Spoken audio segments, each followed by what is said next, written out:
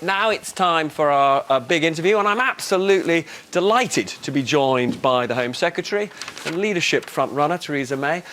Very good to see you. Good to see you, Robert. Home Secretary, there's a lot of talk this morning that you're streets ahead of the other candidates. If in the course of the early rounds of this election, it was clear that you had the overwhelming support of MPs and the whips came to you and said, look, what we would like is a coronation, just one name going forward to Tory members rather than a contest of two, what would you tell the whips? That I think there should be a contest. I think it's important that members have their opportunity to have their say. I think that what people want to hear is what the arguments are and people putting those arguments together. And this isn't a new position that I've taken. Back in 2005, when there was a move to stop the party membership from having a say in the leadership election, I campaigned to ensure that one member, one vote stayed. I think it's important. So just to be clear, if grandees, to use a phrase that we don't often hear these days, but grandees in the party came to you and said, actually, this perception of divisions at the top of government is damaging the party, but also damaging the country, you would categorically say, no, we can't have a coronation, there must be a proper contest. I believe there should be a proper contest. I think there should be a proper contest, and that I hope I'm one of the candidates that will go forward to the membership. I don't take anything for granted. I never do in elections. But I think it's important that the arguments are heard.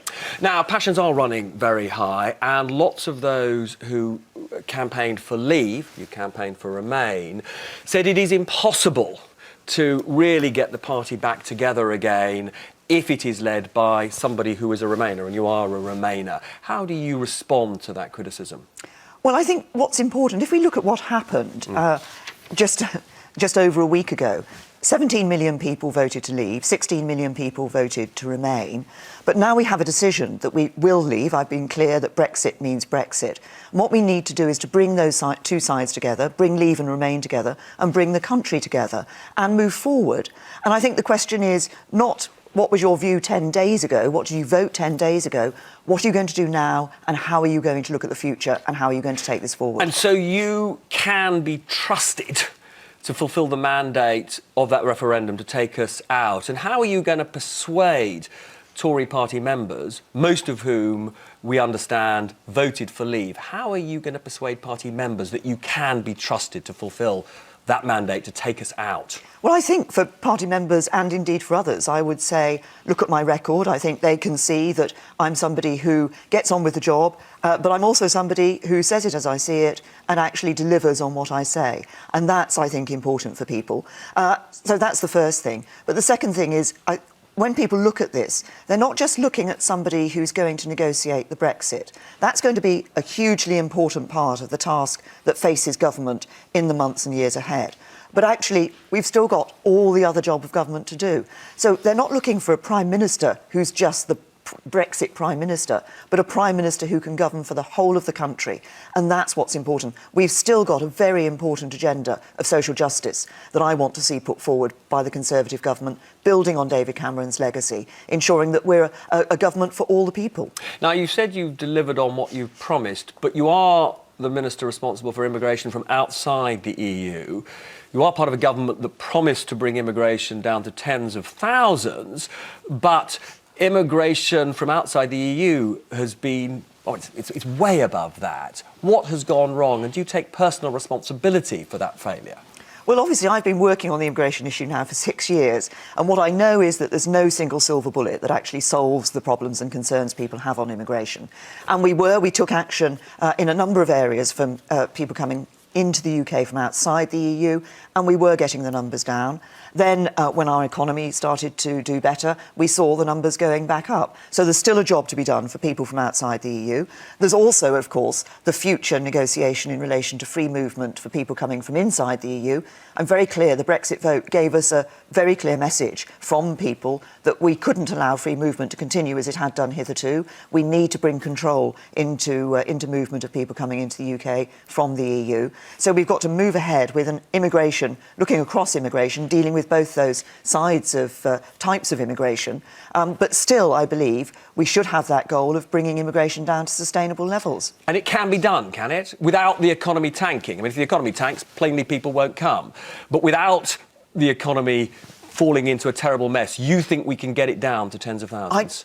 What we've been doing in terms of the rules, different rules and changes that we've put in place already, is saying we want to welcome the brightest and the best to come to the UK. People who want to contribute in the UK, who want to contribute to our economy and make their life here and contribute to our society. So we've been rebalancing the way that we look at immigration. And I think, yes, we can bring immigration levels down to sustainable levels. Over what time period? Well, you can't. What I've also discovered over the last 6 years is that this is somewhere where you're constantly having to work at it. So you can't just set a time period. And we know, for example, if we're looking ahead over the coming months and years, once we get the issue of the EU negotiation sorted, the right deal for Britain, we may very well see in the run-up to that people wanting to come here to the UK before that exit happens. So there are factors that you can't always predict what the timing and numbers of those will be. Now, there's a lot of anxiety among migrants who've come here from the rest of the EU about whether they'll be allowed to stay. There's also quite a lot of anxiety among Brits living in the rest of Europe. What would you say to them? What I'd say is at the moment we are still a member of the EU and the arrangements still continue. So there is no change to their position currently. But of course, as part of the negotiation, we will need to look at this question of people who are here in the UK from the EU. And I want to ensure that we're able to not just guarantee the position for those people, but guarantee the position for British citizens who are over in other member states, in other countries in Europe and living there. So you would like people you'd like both Brits abroad and migrants here to stay forever, basically? Well, nobody necessarily stays anywhere forever. But I think what's important... But at their choice. What's important is there will be a negotiation here as to how we deal with that issue of people who are already here and who have established life here, and Brits who've established a life in other countries within the European Union. And that is, their position at the moment is as it has been.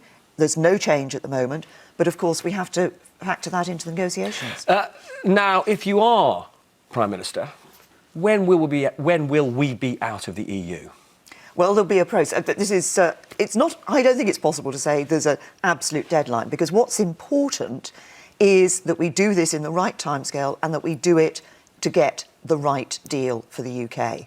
So I've said that we shouldn't invoke Article 50 immediately. I think we need to... How long? Well, I've said that it shouldn't be before the end of the year. We need to establish our own negotiating position. Of course, once we hit Article 50, once we invoke that, the process at the EU level starts. They say that that could take up to 2 years.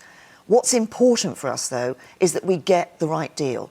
And that's a deal which is about controlling free movement, but it's also about ensuring that we've got the best deal possible in trading goods and services. So just to be clear, if your rival candidates like Andrea Leadsom seem to be implying we've got to trigger Article 50 immediately, you won't be hurried into this? No, I think we've got to be clear about what our negotiating stance is before we trigger that Article 50, because once we trigger it, then all the processes start. Now, businesses, economists say that if we don't get full access to the single market, there will be a long-term economic price to pay.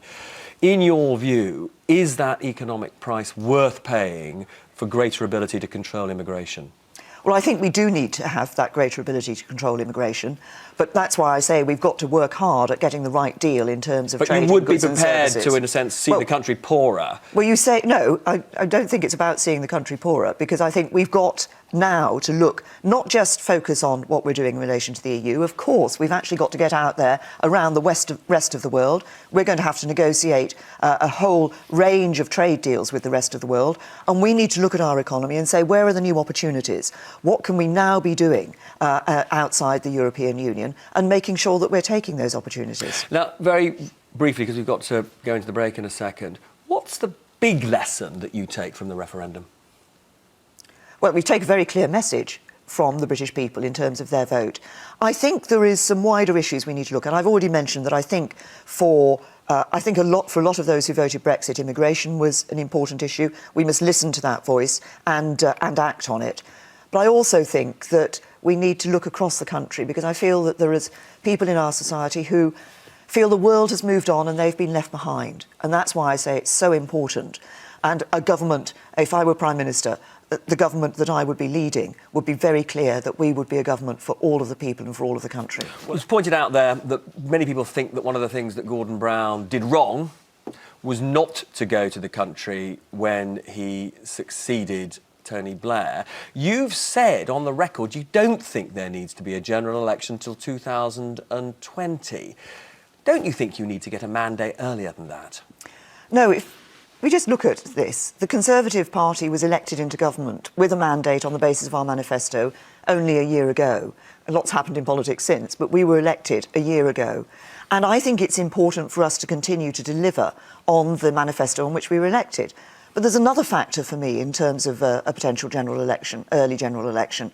We have got this huge issue of negotiating the Brexit. We've got the concerns about stability in the economy and the future of the UK. And I think if we were to have an early general election, it would just introduce another destabilising factor.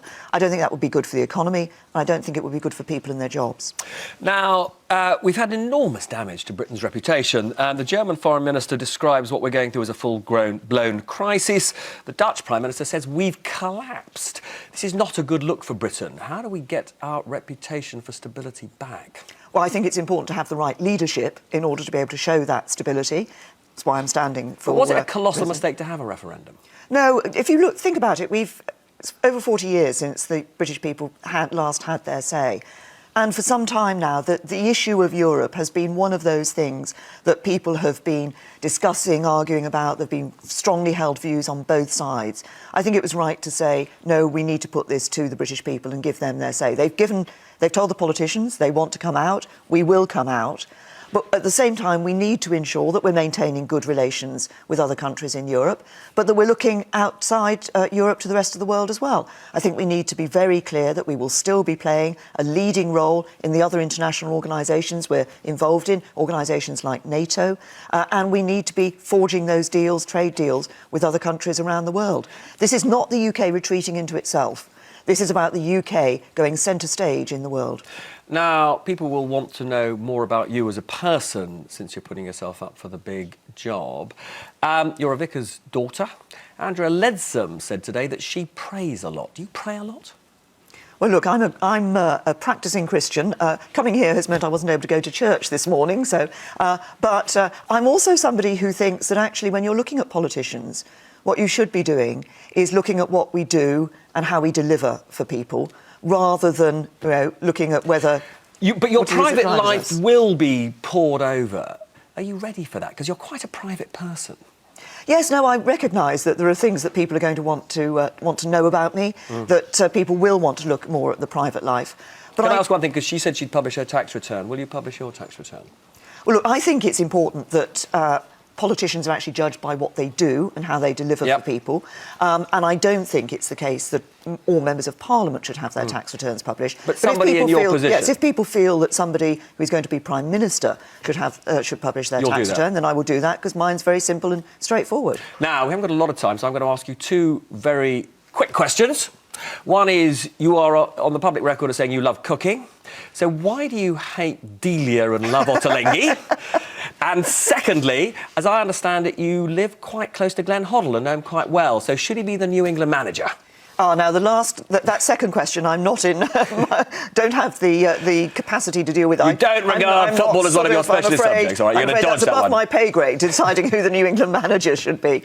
But on the first one, Delia is very precise. And when she did her television programmes, they're always very precise. And I like throw a bit of here and a bit there. And Ottolenghi is really interesting in the stuff that he does. I have over 100 cookbooks. But that's quite interesting, because if there's a criticism of you, it is that in politics you're a bit of a control freak. And they worry, actually, that in practice the problem with you being Prime Minister is you won't react fast enough to events outside. But you're saying as a cook you take a different approach, do you? Yes, but just look at the control freak issue. Yeah. Actually, I think it's important that you are on top of things, you're on top of your brief, that you work hard in your brief. But I think if it was that somehow that I was a control freak and people didn't get on and like my style, we wouldn't have the majority of ministers who've worked with me actually backing me for Prime Minister. And also, I'm somebody who's, if you look at what I've done in policing, I've actually given power away from the centre, not just talked about it, I've done it. So police and crime commissioners, they make the decisions about their force budgets and their strategies. And sometimes they find it difficult. I've said they can take over fire and rescue, and they say to me, yes, but do you want us to? It's your decision. That's what devolving power is about. Theresa May, thank you so much for coming in today and looking forward to chatting more in the days and weeks ahead. Sure we will, Robert. Thanks.